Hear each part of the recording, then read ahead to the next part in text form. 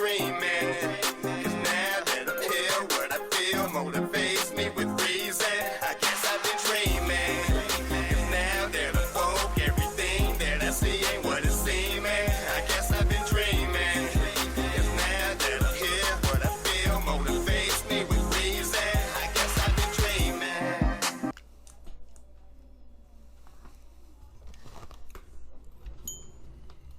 We good? Cool. Peace and love to all the guys and goddesses and the high vibrating species on the planet. What it is, what it do, good people? Come on in, come on in. Welcome back to the channel. And welcome back to part 2 of the Voyage of the Tachyon Express. Oh, excuse me. I apologize. Academies. See y'all, come on in, man. Come on in. Come on in. Yeah, we about to get this thing. We got a good 46 in the clip, you know what I'm saying? 50 minutes, you know what I'm saying? Maybe an hour, depending on how this one is. It was ending as we done had a ballistic missile of some sort fired at Albert. They're trying to get his machine. They're trying to get his technology. They want to know if it's anomalous. GOC just want to blow him out of the sky. You know what I mean? And we got an anomalous player that just said, "Forget it. We're gonna fire off at him and see what's popping." And right about now we got Albert with a beat up phase. You know what I'm saying? He some stuff happened and his machine went spinaroo and he got bounced all around in the inside, so he's pretty beat up. He's badly hurt in there. So we're gonna see if he's gonna be able to pull through. Hopefully he don't have too bad of a concussion and he can regroup, because he was struggling last go around. We do have numerology, but I'm not gonna go through it because we've been through 3 series with the number 1. If you do not have the number 1 written down, you know what I'm saying, at this point, and kind of getting a brief or ultimately a better understanding, or an overstanding of how the numerology number 1 works. You know, I don't know what to tell you, other than go back to part 1 of this particular series and get your numerology from the number 1. You know what I'm saying? Yeah, but we are on point. The energies are definitely there. The magician's card is definitely there with the great energy potential. You know what I'm saying? Path guide. You know what I'm saying? Pointing out direction, ideas, new beginnings, opportunities, and talents. So yeah, definitely that. The positive energies are there. Some of the negative energies are there as far as dealing with the other guys that's trying to get his technology. And yeah, so that's in a nutshell. That's what we got going on. I'm not sure if the Exploring series are gonna give us a recap, but that's a brief, you know what I'm saying, a small briefing on what we got going on for the video part 2, right? So, Academates, I hope everybody's doing good out there, though. You know what I mean? Everybody's, you know what I'm saying, relaxed, chilling. Waiting on the sun to really kick in and kick ace. You know what I mean? Everybody's getting themselves together, you know what I mean? Getting in shape, whatever that may be for you, whatever, however, you know what I mean? So long as you're vibing good, you know what I'm saying? You're feeling good about yourself. You know what I mean? Yeah, so I hope y'all have what you need, because I do. And without further ado, we're going to get to what it is that we do. If you are new, have a seat. Don't forget to hit the like, share, and subscribe button. And let's get this thing busting.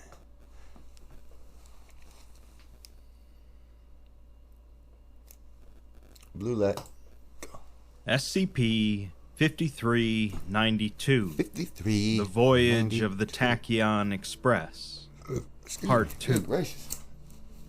Space is very famously said to be the final frontier. An expanse filled with strange new worlds, new life, and new civilizations where no one has gone before. Captain Picard said that. In the timeline taking place within SCP-5392, no one, not even the SCP Foundation, has found a way to quickly traverse the great vastness of space. That is, until a simple, eccentric man named Albert Maple came along and managed to launch himself into space in his own faster-than-light spaceship. That blood blew Elon out the major organizations water, didn't it? And governments of the world have Elon their ain't eyes even doing it like set that, on homie. Albert, and more importantly, his technology, with the SCP Foundation trying to keep everything together and the tech out of anyone else's hands. With that, we continue on through the second half of the article, as Albert thinks about the best course of action for both himself and the Tachyon Express. We pick up where we left off, just after someone launched a missile at the Tachyon Express. The GOC intercepted it, and the resulting explosion injured Albert and caused him to fire up his ship and disappear. Albert and the ship were quickly found afterwards, as he went back to his original destination in Earth's orbit, although the satellite he had been using to communicate was now too far away to use. Instead, a Foundation satellite was redirected for a rendezvous course. Later that day, the Foundation's Department of Public Outreach sent an email to the O5s, Site-26 Director Nate Ferris, and the GOC Relations Office, updating everyone on the situation. It's been confirmed now that the missile launched against the Tachyon Express was launched from an ICBM missile silo located in Russia. The silo was deactivated as part of a nuclear arms reduction treaty in the early 2000s, and was bought by a company claiming to be in the business of agriculture and livestock. The missile used is called a volleyball missile, as it's designed to detonate above satellites, knocking them downwards out of orbit instead of outright destroying them. Test rockets for these missiles were made, but were abandoned during the height of the Cold War for being impractical. Whoever launched the missile at the Tachyon Express clearly intended to salvage it rather than destroy it. The UN Security Council has thus turned against Russia, claiming that they were trying to spike the proceedings and violating the Arms Reduction Treaty. The missile itself tripped NORAD, causing the DEFCON level to rise, and until the US can trust Russia again, all of the talks regarding the Maple Drive are being put on hold. Russia is stating that they shot it down as it was a danger to the security of Russia's assets in space, but they're not explaining as to why a previously decommissioned silo was active. In short, the security talks are on complete hold until this all gets sorted out, starting with finding some leads as to the identity of this agriculture and livestock company. The real. We're then provided a transcript of a phone call between the head of the Foundation's Department of Public Outreach, Catherine Long, and the Russian Deputy Foreign Minister. The Foreign Minister states that he's contacting the Foundation on behalf of the Russian Federation with an offer, proposing that the Foundation send in a qualified team into the missile silo to investigate the recent launch. He says that the government was not responsible for launching the missile. They just told that to the Security Council in order to save face. When they sent their own forces into the silo, they came out screaming and were a danger to themselves and other military personnel. It seems that they were affected by an anomalous force, and there was some internal gunfighting. They cannot contact the GOC for this, as they report to the UN, and they're trying to keep things under wraps. Catherine asks why the Foundation would go behind the GOC's back for this when they've been an ally this entire time. The Foreign Minister says that they wouldn't be going behind their back, just providing the GOC some deniability in the matter, which they would be grateful for. In the end, the Foundation agreed that this was their best course of action in order to gain some info about who launched the missile. So MTF Zeta 9, the mole rats, were sent in to investigate. 7 agents were sent in, encountering their first hazard about 5 minutes after going underground. The object presumably causes psychosis, paranoia, and violent tendencies, but they neutralized it by covering it up with the spray paint they used to mark passages. They then bagged it, along with the other hazards they found. Further exploration of the silo was mostly uneventful, although they did see signs of recent activity. The only evidence they were able to acquire was a metal trash can that had its contents set on fire. They managed to pull some scraps out of the ashes, which revealed 2 things about the culprits.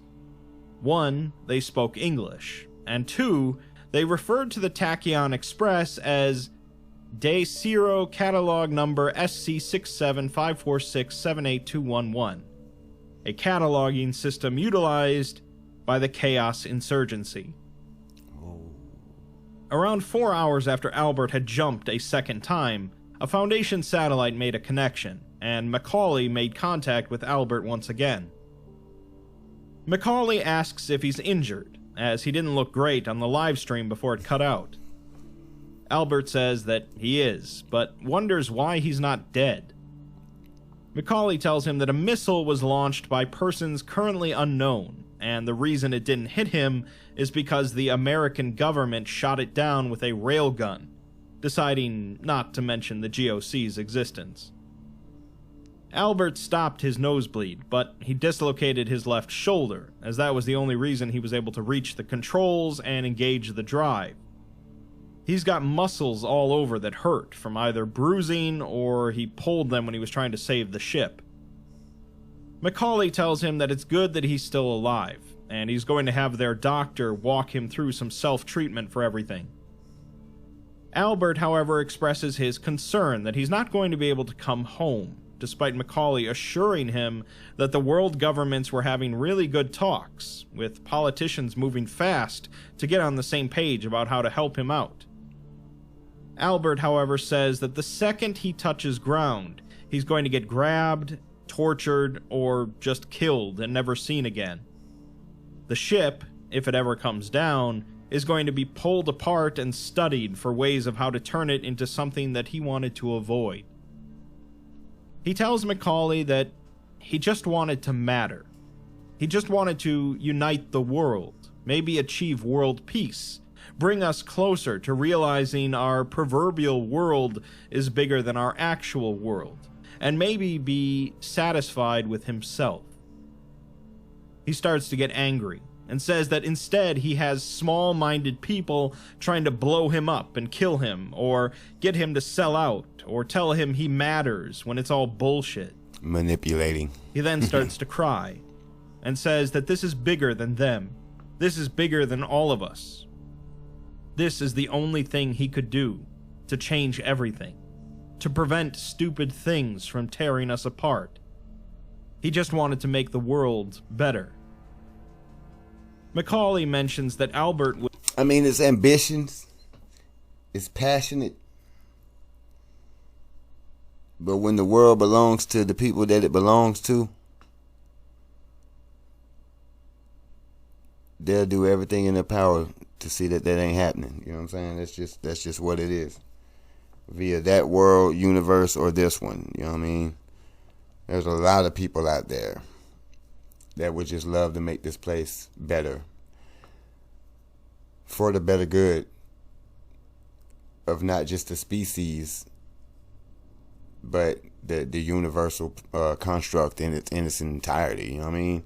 There's a lot of people out there that would just love to use their technology to do just that.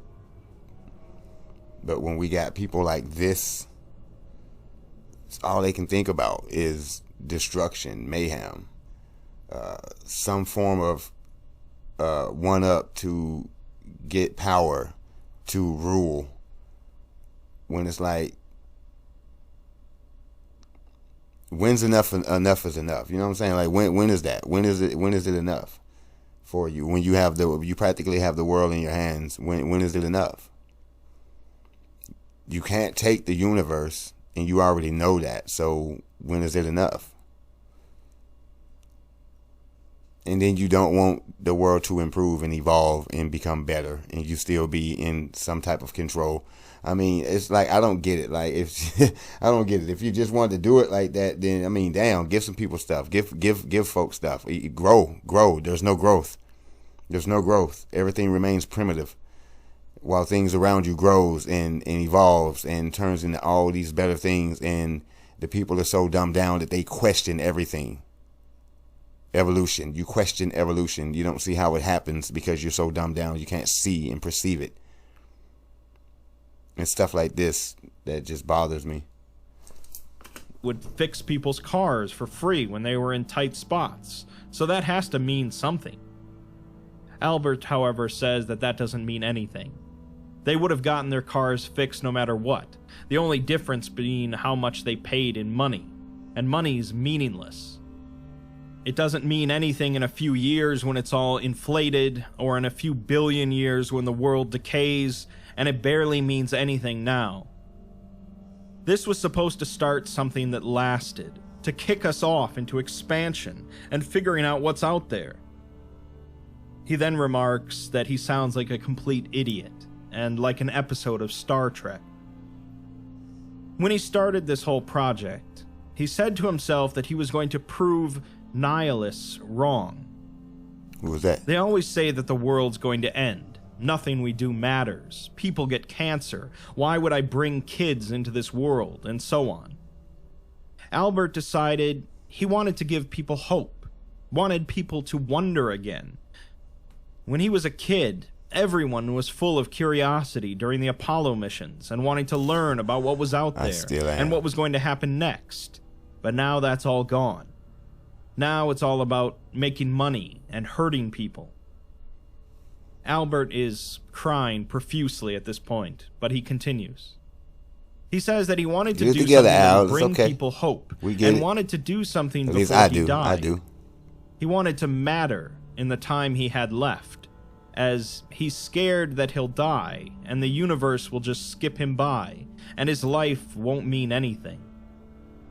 He doesn't care if people never learn his name, and he's not afraid of the act of dying itself. He's just afraid of being inconsequential. After a brief pause, Macaulay takes a turn to speak, telling Albert that he used to be a police negotiator, handling hostage situations, and that's why they picked him to talk to him.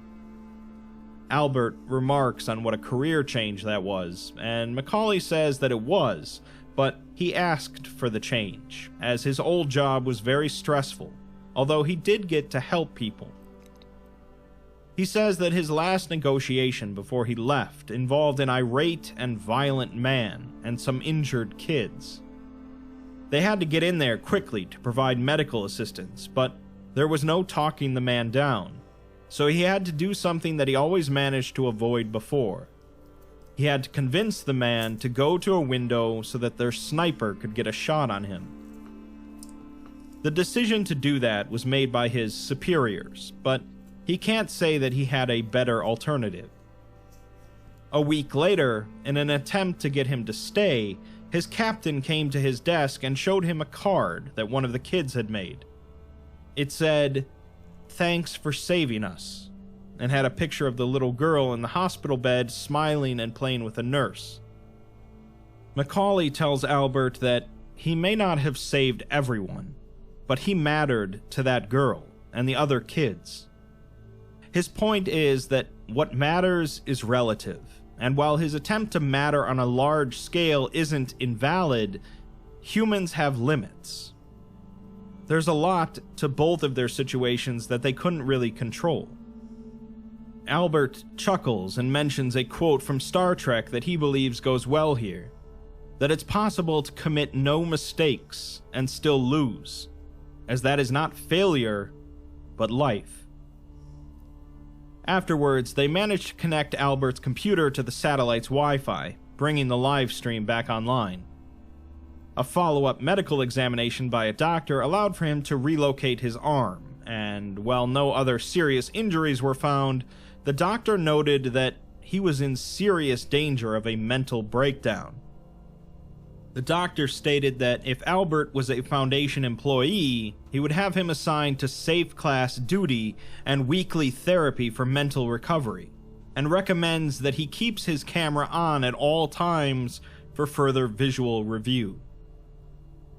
In an email from the GOC Relations Office to the Foundation, the Director of Relations notes that they saw a helicopter carrying a small team entering and leaving the launch silo area, and to make matters worse, the Russian government let them in.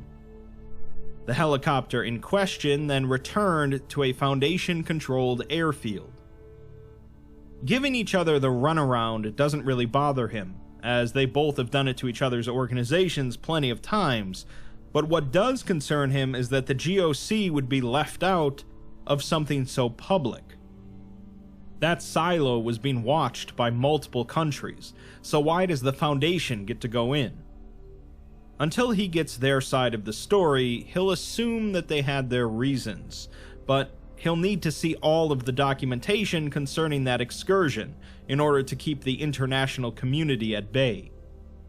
Russia maintains that they launched the missile themselves, but no one believes it. The worst part is that other countries are being put in a position where they have to assume that Russia shot it down for hostile reasons, meaning that a war is brewing. Alliances are being drawn between who is siding with Russia and who is not. Additionally, the US is now considering shooting down the Tachyon Express in order to deny Russia the technology, while China isn't tipping their hand as to what they're doing, although they aren't the type to hold their cards for too long. The GOC's position is being weakened due to recurring questions about whether or not the craft is actually anomalous, and he's not sure how long they can keep them from acting on their own. Another issue that has come up from all of this is that Albert has the ability to maintain orbit indefinitely, and can right the ship with under 2 minutes notice. This makes destroying the ship with conventional means exceedingly difficult, let alone retrieval and salvage. Waiting for Albert to slowly suffocate when his filters run out won't work for a couple of reasons, as it's likely that someone will make a move before then, and then it will be a free-for-all to see who can salvage the ship first. The Director of Relations finishes by saying that a path forward isn't going to be enough, and negotiations aren't enough. The temperature in the room is too high, and the first step is getting nations to trust each other again. Catherine Long responds, saying that she's been given permission to disclose what happened and apologizes for the runaround. She explains that Russia didn't launch the missile, and they offered to let the Foundation clear it out because they tried and lost some soldiers.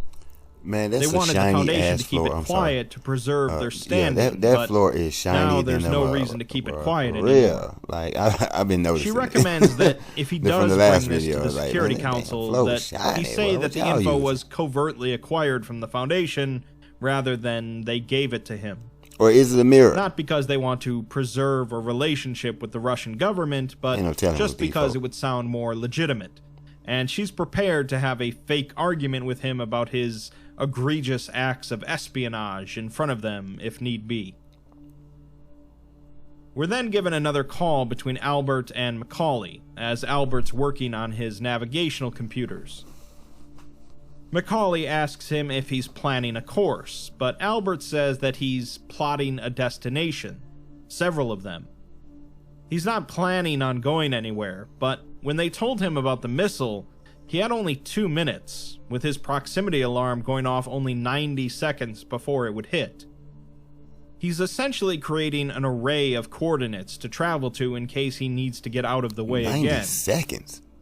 Macaulay asks if he's creating an escape plan, but he says it's more of a plan to keep dodging than anything else. He Man, thought you need to get that thing somewhere and get up out of it, bro. You should have damn made a cloaking device. There could be too many false positives, so he'll just confirm a threat on his end and jump to the next coordinates if need be. It's also the only thing he can think to do up there other than continue to check his equipment over and over, as he likes having something to work on.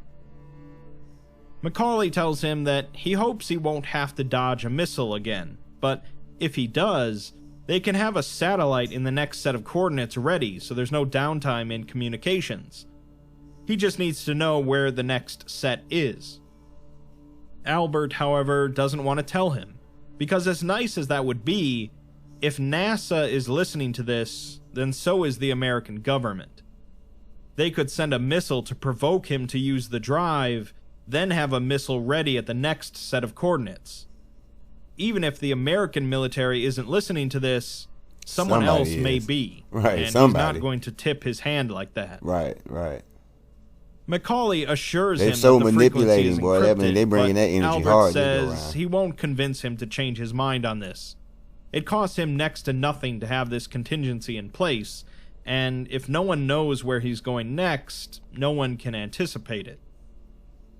He trusts Macaulay, but he doesn't need to tell him. Macaulay is told by Ferris to not push the issue, so they move on. Albert says that part of what he wanted to do was spark a new age of invention. When they colonize planets, they're going to need to face a whole new set of problems for each planet. One such problem that he thought of was, how are Muslims going to point their prayer rugs at Mecca from Mars? Eventually, they're going to get Muslims on Mars, noting how fun that is to say due to alliteration. But they're going to need some sort of mechanism that can point them to Mecca. Macaulay responds that they would need a device to point to it like a high-gain antenna and a satellite in orbit around Mars to facilitate connection, and the antenna would need to be in a fixed position. Albert replies that Macaulay thought of that because he works at NASA, and that's how NASA would solve the problem.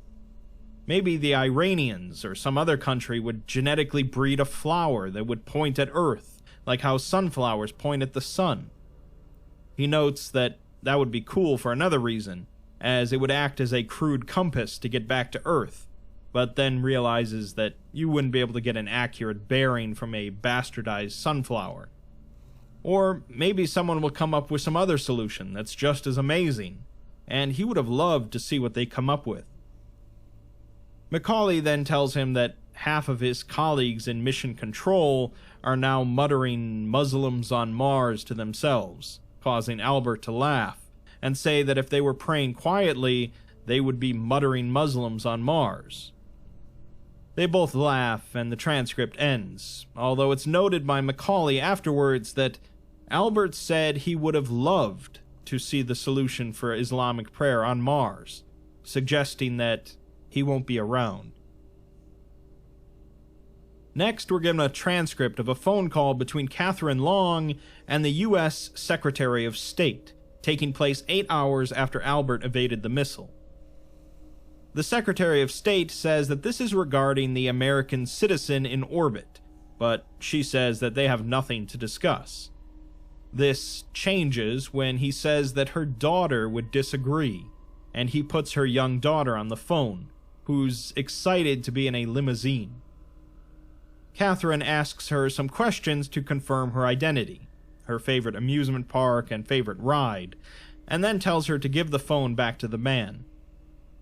She tells him that he must be really desperate if he's threatening children, but he says that he's not threatening anybody. Local police got a tip that her residence was being used for storing narcotics and firearms, and sure enough, they were found at the house, as well as Catherine's daughter. He has the pleasure of escorting her to the social services office.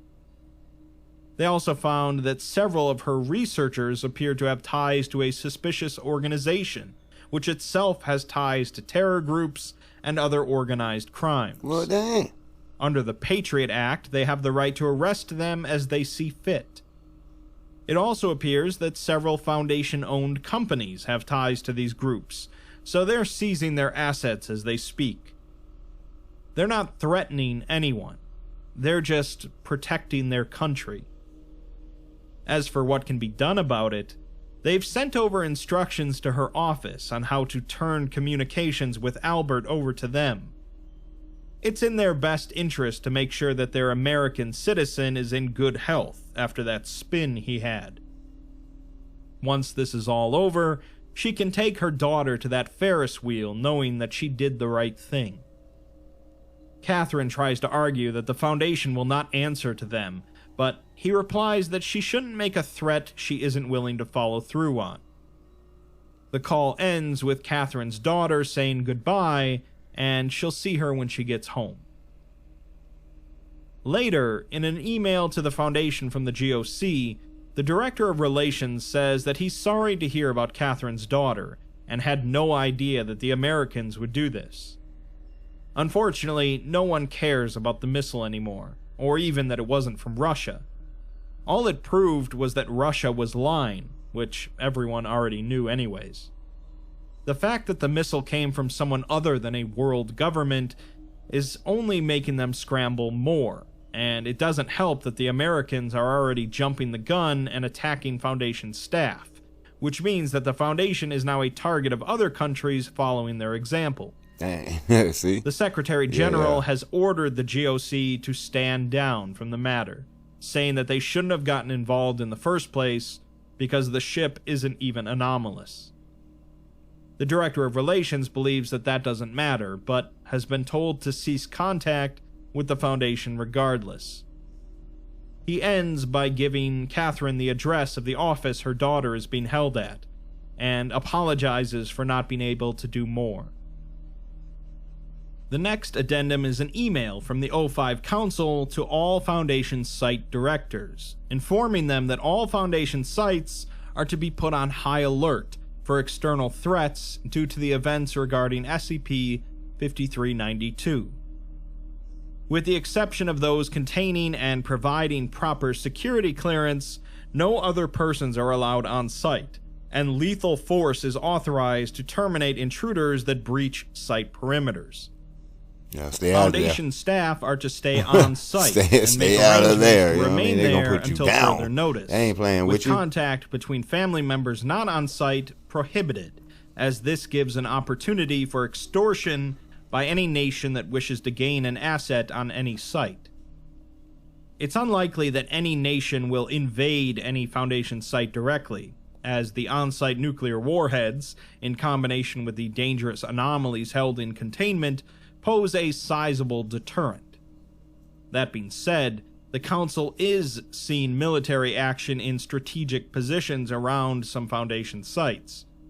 While this varies from country to country, they have reason to also believe that the military personnel engaged in this manner are being told that there is a hostile group at these sites, but are being told to stand by for more information. A number of potential solutions to the situation have been considered, and further proposals are to be sent to the O5 General Secretary and Site 26 Director Ferris.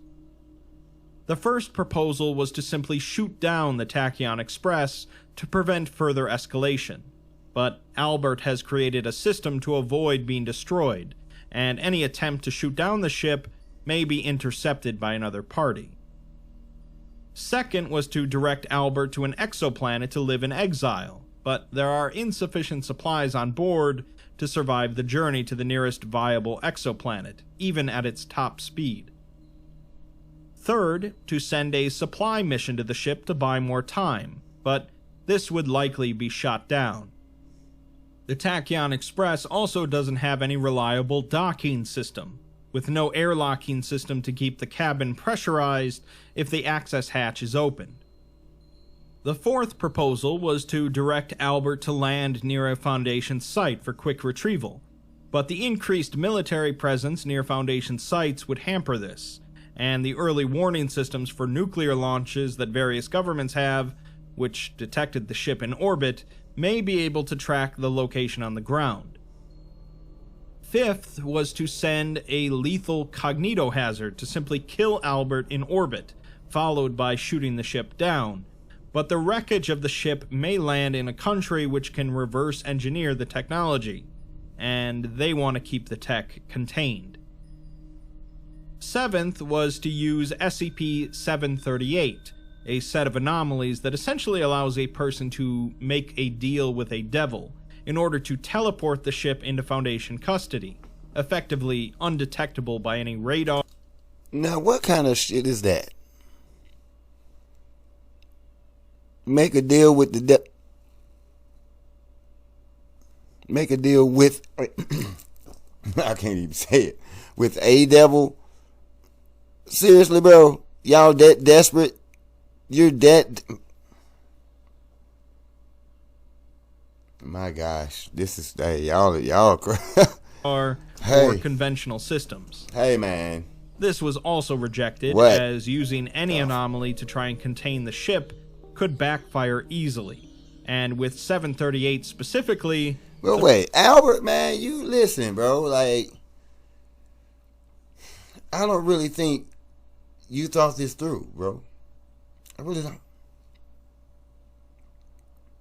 No airlock. You're missing some key components, bro. Just in case something was to go. I don't think you. Well, I mean, I feel you, bro. I feel you. But I don't think you thought about. I don't think you thought that this would happen. That's what it is. I mean, you didn't think that this would happen. That it would be this deep. If anything, they probably maybe shot you out of the sky, shot you down, or come up there and got you and brought you down. But not have, you know what I'm saying? You're actually having to do all of this. And as much as you've thought to go, I mean, you move at the speed of light, bro. How? Unless you just slow like that. Yeah, you didn't think this through. You didn't think this through. I would have had the Batmobile waiting on me somewhere, bro. So to get this thing zoop and get at, you know what I'm saying? Like some water or something where, you know what I mean? Like they have the Batmarine, you know what I'm saying? Like something, bro. So you can get up out, you can get it there, get it safe. You know what I mean? Like I know I said that like the cloaking device would have been nice. You know what I'm saying? You keep it cloaked up. You know what I'm saying? And turn on your what do they call them? The things that they're tracking, that break down the tracker so nobody can track it. You feel me? And get up out of there, man. But dang, bro, like you in trouble, man. I don't know what they're gonna do with you, bro. All the stuff that they're having to go through right at this point, I don't know what they're gonna do with you, bro. If they get you, I don't know what they're gonna do. The price it would ask would be much too high, and they don't have time to negotiate. They want it, and the more you make them wait, they want it, was boy. made to reach out to some of the Foundation's They gonna say, the hell with it. If we can't have it, we belong out the sky. But this was also rejected, as the GOC has stepped away from the issue, and they can't guarantee that other groups would not abuse the ship's technology for their own purposes, or letting other powers have it. Macaulay gets back on the phone with Albert asking if there's a plan by now for what's going to happen with him and the ship. Macaulay says they're still working on it, but they can't lose hope. Albert, however, doesn't want to hear it, as hope is something one person may have, but a group or groups of people don't. He's guessing that diplomacy isn't doing so well right now, after that missile launch, with everyone trying to grab whatever they can to make sure that no one else can use him or his ship against them. It's not even about using faster than light tech anymore. It's about denying it to other people. There's no way that if he lands on Earth again, the nation that finds him is going to want to use his knowledge to satisfy their wonder. They'll just make sure he doesn't get to make it for anyone else, suggesting that he'll be promptly killed. Macaulay tries to reassure him that it's not as bad as he thinks, and he knows that Albert's scared, but Albert denies being scared anymore. Instead, he's just tired, and wants this all to be done.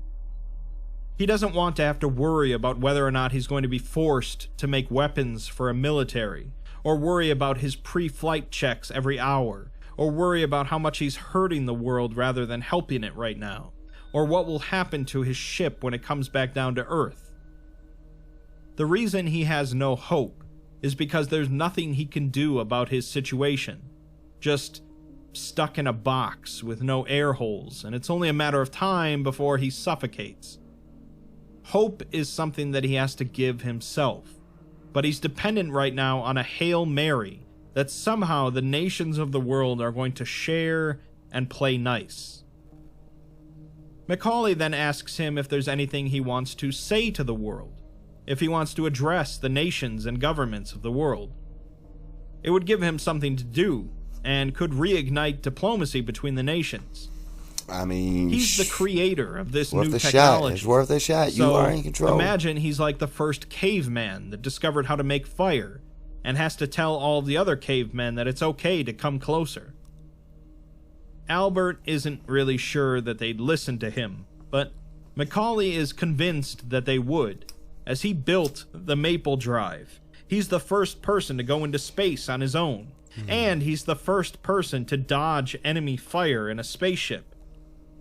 He tells him to channel his inner That's why you lied to that man. That boy didn't dodge nothing. It was saved by the railgun. We all heard it. The railgun. Otherwise, boy, he was getting blew slap out of the sky. Blue doom. Okay, like, so, like, you see the manipulate? You see how they trying to play on him? Boy, stop. That folly, bro. Folly. They want it for folly. You know what I mean? Like,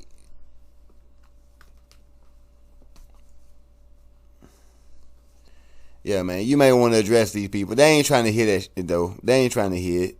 They ain't. So damn, bro. Albert, you done put yourself in a situation, bro. Damn it, man. Good stuff. Captain Picard and bring back the Wonder. Albert appreciates that Macaulay is appealing to his love of Star Trek, but he doesn't know how to speak to people. He's great at figuring out problems or explaining problems, like as a mechanic, but he's more Geordi LaForge, not Jean-Luc Picard. He asks Macaulay if he'll help him write his speech, which he of course agrees to, so Albert begins jotting down some talking points. The proposal to allow Albert to speak directly with leaders of the world's governments is taken directly to the O5 Council, and in a shockingly unanimous decision, they agree. Catherine sends out a memo to any of the governments that had been trying to intimidate the Foundation through force, telling them that the creator of the spaceship wishes to speak with them, and if they wish to receive the transmission, they will cease hostile activity. Afterwards, most of the addressed nations didn't withdraw their forces from around Foundation sites, but they did cease to add more forces. After Albert and Macaulay finished writing up the speech, the Foundation sent out the link to his live stream to all of the governments that had agreed to halt further aggression against the Foundation. Albert is seen with a cleaned-up jumpsuit on, and is given the green light to begin from Macaulay once all of the intended countries have joined the stream. Okay, is that everyone? Alright, I'll take it from here. Hey, Albert, what's up? Hi, everyone. Peace. My name is Albert. What's happening? I'm the inventor, pilot, engineer, and you know what? I'm the captain. I'm Captain Maple of the starship Tachyon Express. We got a captain right here. It's my understanding that there's a lot of people hurting on Earth because of what I've done, and that I've opened Pandora's box here. You did that. I get it. This technology is scary, and I can't blame people for being scared if they think everyone they love could die. I just want to say, I didn't build this to be a weapon. I built this because I wanted humanity to explore and see what was out there in the solar system and beyond. The Maple Drive, as I understand it's been called, is a means of getting to there from here. Well, we can do that, but we can only do it if we stop fighting now and come back to the table. Right now, all this fear and defensive measures is just going to escalate and escalate until fear gets the better of someone. From there, that's the point of no return. We're not past the point of no return yet. We're still here, and no one has fired a shot. I mean, except for those people that fired a missile, but from what I understand, they weren't a country and no one likes them anyway. So why should they matter? Right now, no one has any advantage here. This is the perfect time to get back to the table and hammer out an agreement. Otherwise, if people start shooting or hurting folks, it'll be exponentially harder to come back from that. I'm all for regulating this technology, mainly because it's the only way I'll be able to come home.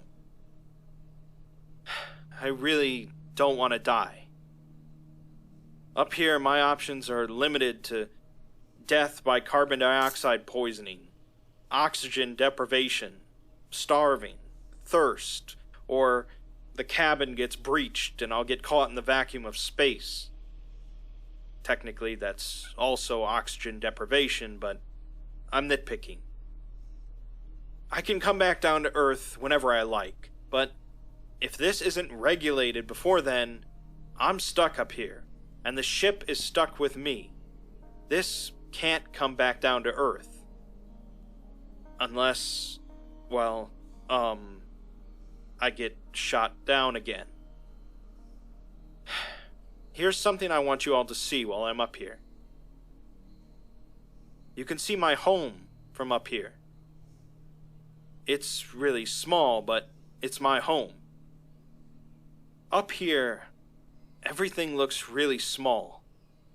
Even the planet itself. But out there is stars and planets and other bodies just waiting to be discovered. Resources for our people, probably aliens we can interact with, and some amazing phenomena we can only know of if we actually go there.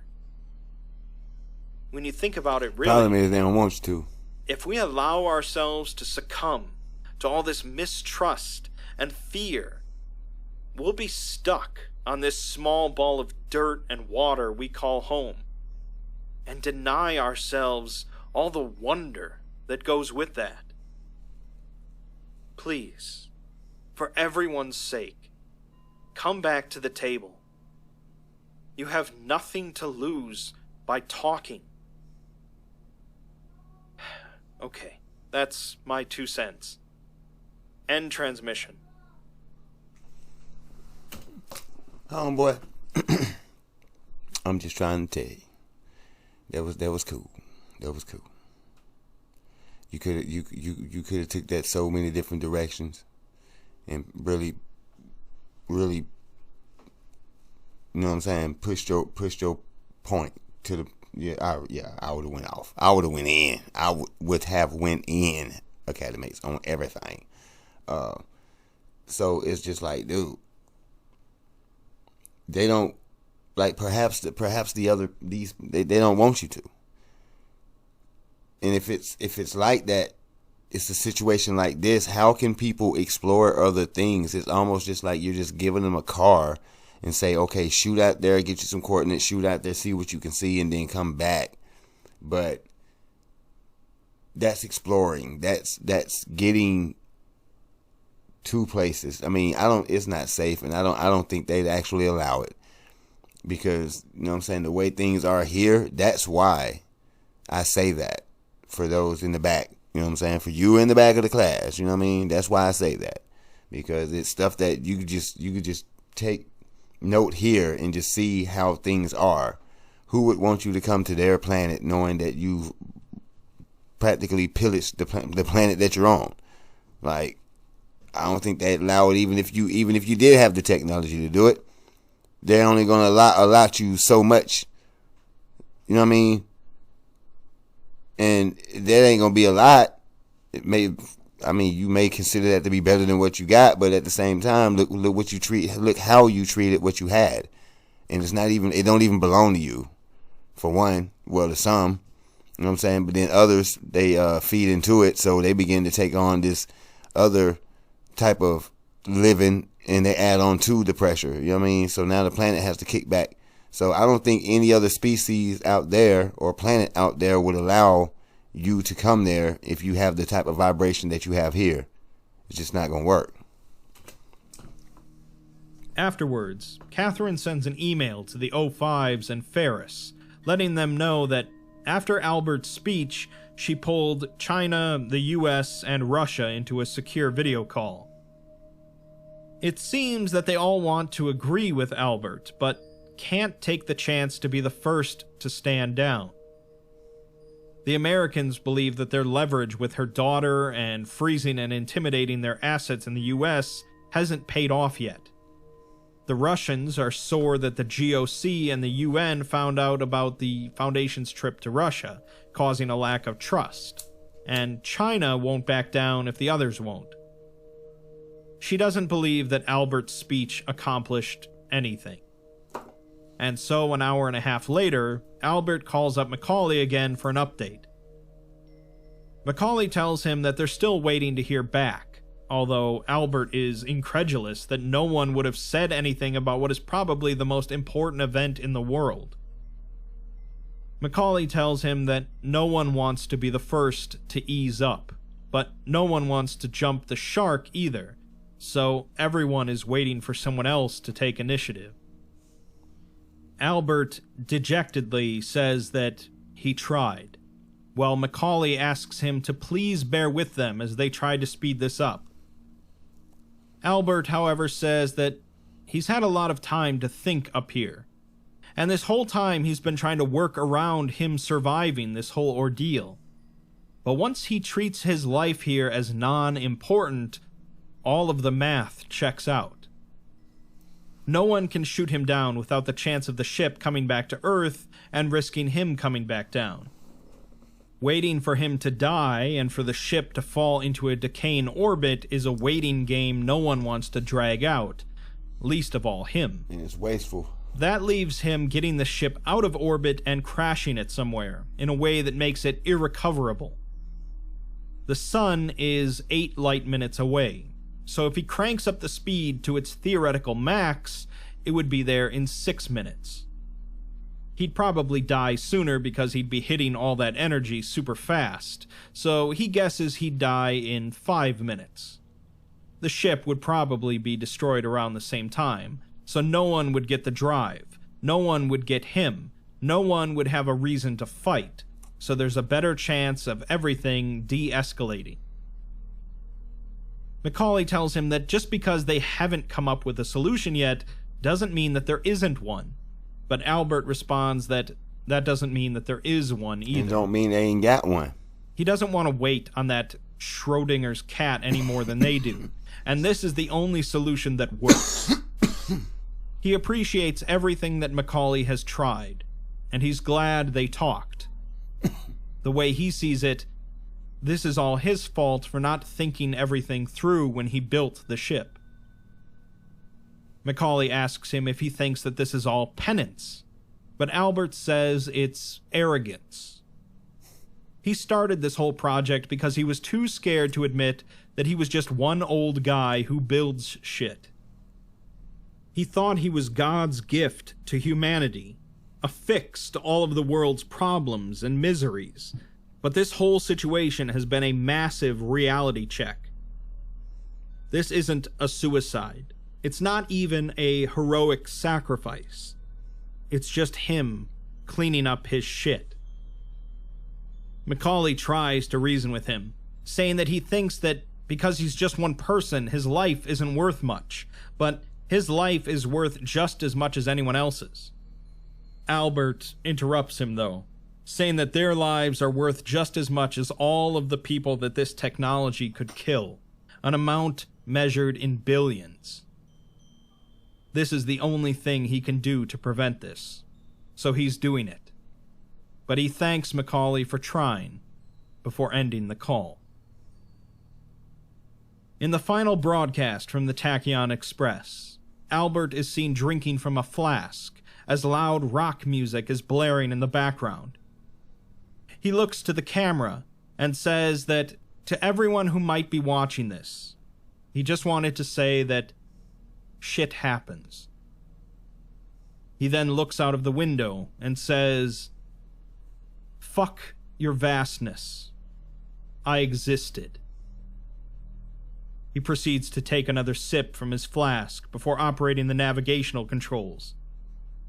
He is crying and simultaneously singing along with the music as he finishes his pre-flight checks. He takes a single deep breath, says, "Engage," and the live stream ends. Afterwards, the junior researcher in charge of the 5392 documentation sends an email to Ferris, saying that the updated version of the document has been completed. Normally, this would have been sent to his immediate superior, Macaulay, but the site doctor put him on leave after everything that happened. The final version of 5392 then states that its object class is neutralized, and it's described as a faster-than-light spacecraft created by Albert Maple that was destroyed by its own creator on June 1st, 2024, after 36 hours of total orbital flight. It was capable of speeds of 1.25 times the speed of light, but the creator had boasted a theoretical maximum speed of 1.5 times the speed of light. The nature of how this propulsion was achieved is unknown.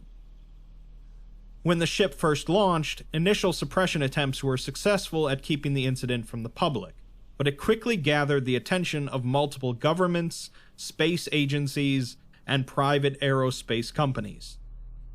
The incident escalated several times, nearly resulting in armed conflict with the Foundation and several major world governments.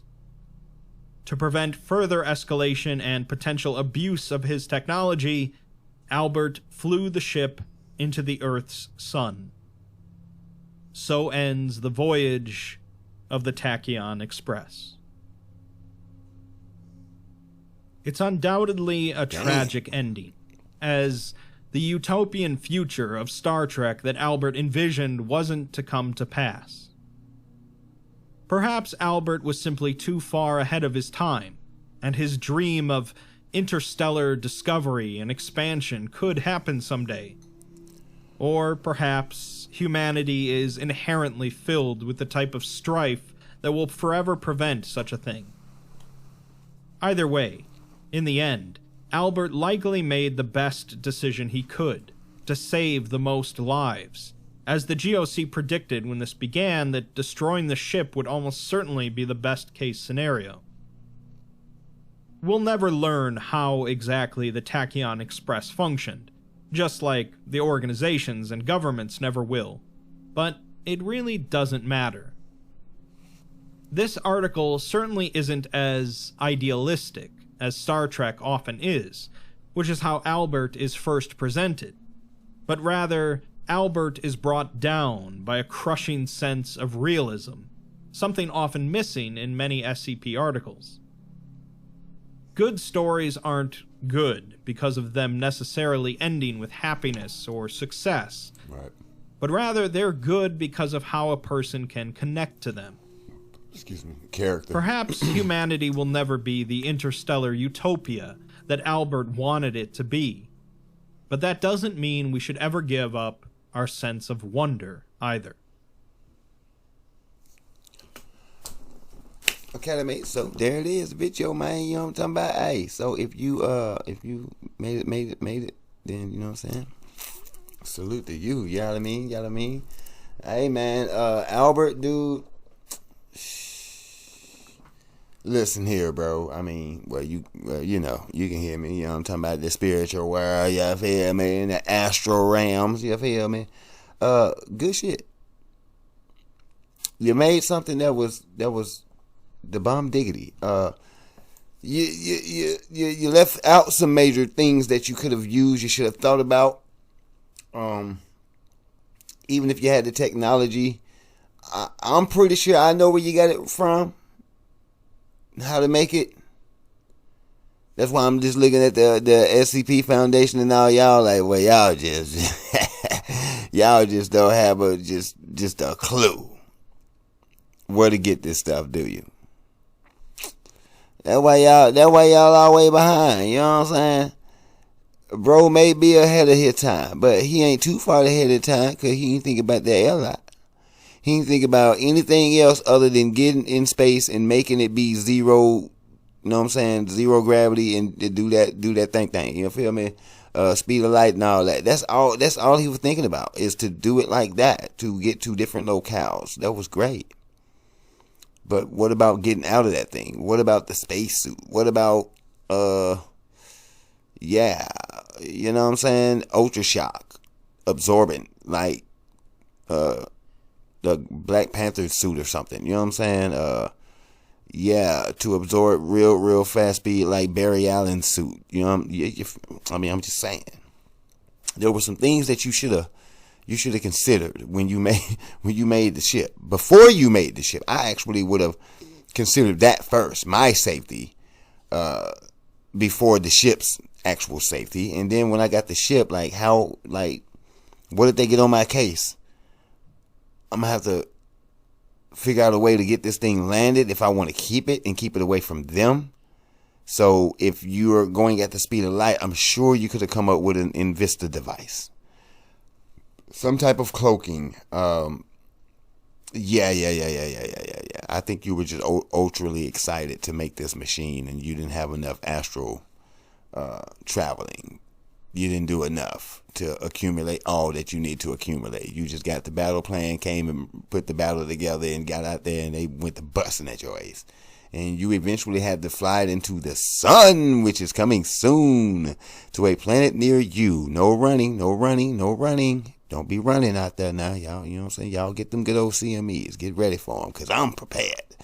Academates, I really do appreciate y'all coming through. You know what I'm saying? Spending your time with me. Don't forget to hit the like, share, and subscribe button for me, as well as you leave to finish out your day, your AM, your evening, your night, however you know what I'm saying? Time is flying with you, okay? Don't forget to keep yourself spiritually, physically, emotionally protected. Don't forget, you know what I'm saying, keep your head on that swivel. Don't forget to you know what I'm saying, keep your critical thinking on. Don't forget to keep your vibration high. Don't forget to don't forget, just don't forget. You know what I mean? It's a war for your mind. Don't forget. You know what I'm saying? Stay focused out here. Head on the swivel, you know what I'm saying? Spiritually, mentally, physically, and emotionally protected. You know what I'm saying? Don't forget. It's all good. You know what I'm saying? We're gonna rock through. We're gonna rock through this thing. We're gonna keep pushing. I don't know what series is coming up next. I still haven't dropped that one in the poll. I gotta drop the one in the poll, you know what I'm saying, to see how y'all want to do that. Like I said, that thing is kicking up on some hours. So I want to see how y'all want to do it. So yeah, be looking for the community post for the poll. I'm gonna drop that. You see what I'm saying? See who all wants to, you know what I'm saying, if anybody want to engage, you feel me, to let me know how you'd rather view it. You feel me? We can get to that. We can get to that one, because it seems like it's gonna be a while to get that one out the way. But anywho's, you know what I'm saying? I appreciate it. Y'all come back and see me, okay?